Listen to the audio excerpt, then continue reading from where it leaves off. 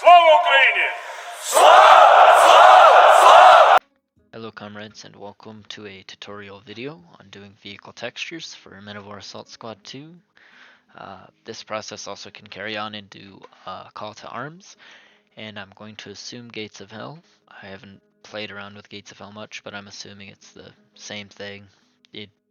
It all pretty much should be the same engine and way of doing things. So if any of you are wondering how do I do this in Call to Arms or Gates of Hell or any other game for the Men of War series, pardon me, this is going to be the same process. So yep, we're gonna go to your mod folder. You're gonna choose the mod that you want to edit. So we're gonna do Rise of Nationality because that's the mod I have active. And you're gonna want two programs. You don't have to use these programs. It's highly encouraged that you do. And that is Paint.net and GIMP. So we're gonna go to Resources. Now your vehicle textures are gonna be in either two places. They're either gonna be in the texture folder, Common, Model, something like this. No, not exactly that. BMD. Here we go. Look, it was something like this essentially.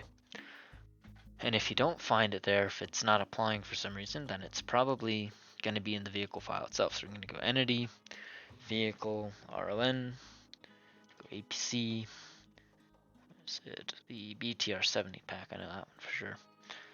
And then we'll scroll down. As you can see, texture. And you got multiple files, you have multiple camos and stuff already in there. So yeah, again, if you can't find it in the textures folder, it's probably going to be in here. So we're going to do the BTR70, I think. Minimize that.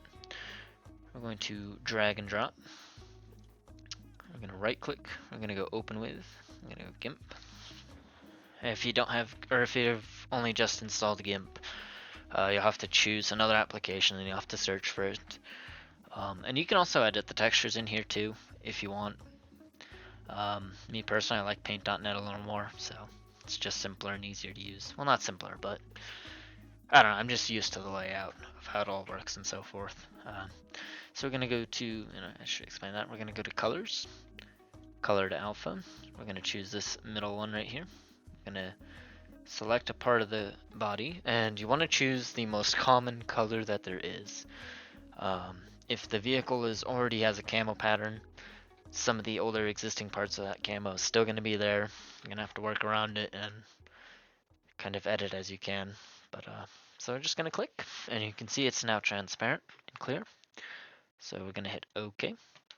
Going to go File, Export As. You're not going to save or any of that, because if you save, it's going to, I don't know why, but it's gonna do weird shit with the file. So that's basically how I'll explain it.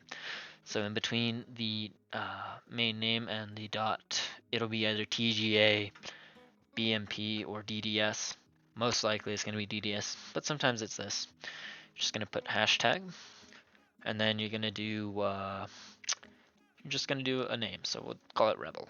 So we're going to export. It doesn't matter. So export, and make sure it's exported to the desktop. Discard changes. And there we go. And we're going to open up this. And what you want to do first, or at least what I do first, is you want to apply the stuff that doesn't need to be camouflaged, or or have any camo paint on it. So things like little tools, viewports. You don't have to do this, but again, it'll look kind of weird if you don't. Just stuff that doesn't need any camo over it. It's like this area for the turret. And then I think sometimes the barrel is in here, sometimes it's not. Maybe it isn't. Interesting. Thought there was kind of more, but I guess not. So yeah, sometimes the gun barrel or machine gun barrel will be in here, and you'll obviously edit that over too. So we're going to just hit Control C. We're going to click here. We're just going to Control V because we don't need to add any layers or anything. It's all going to be right there. So we're going to go here.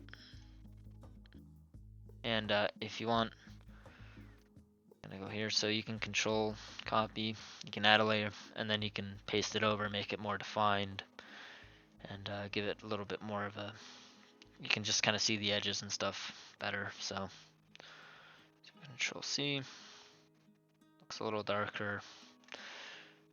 I mean, I like to do that, but you don't have to. End of the day, it'll still look pretty good. So I'm gonna add a second. We're gonna add another layer, but we're gonna put it underneath this one called background. We're gonna find a camo. Now you can make your own, or you can find it from the internet. I find these from the internet. Rumik gave me a link to a Dropbox file that had a whole bunch of them. So I also have those too. But you know, you just kind of go with whatever you can make it and so forth. We'll do something crazy. Do this. I think this will be cool. And you're just gonna copy paste, and if the image is larger than the vehicle image that you're putting the camo onto, it's gonna pop up and say keep canvas size or expand canvas. You're gonna want to choose keep canvas size, because if you expand the canvas, it's gonna ruin the texture. It's gonna look all wacky and weird. So just do that. Just kind of stretch it out down into this corner here. And there we go. We now have a textured vehicle file.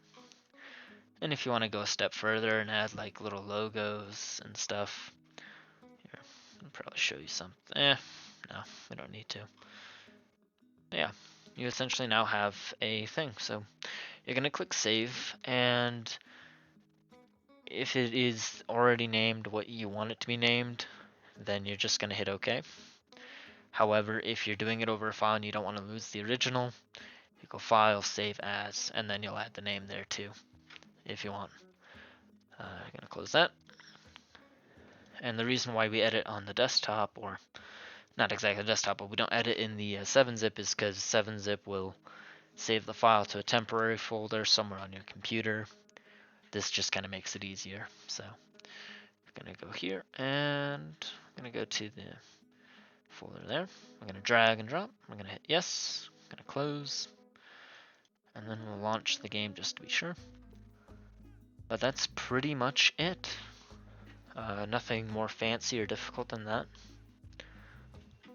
Let's just hope we edited the right file, because another thing to warn you about is that sometimes there's multiple names of the same vehicle. So like there might be 3 different BTR70 texture files from like 3 different types of models, but there's only one specific one that you're looking for.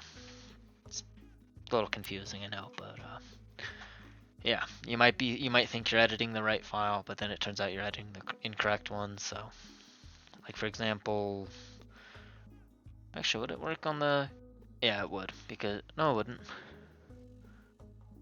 Nope. Okay, there we go.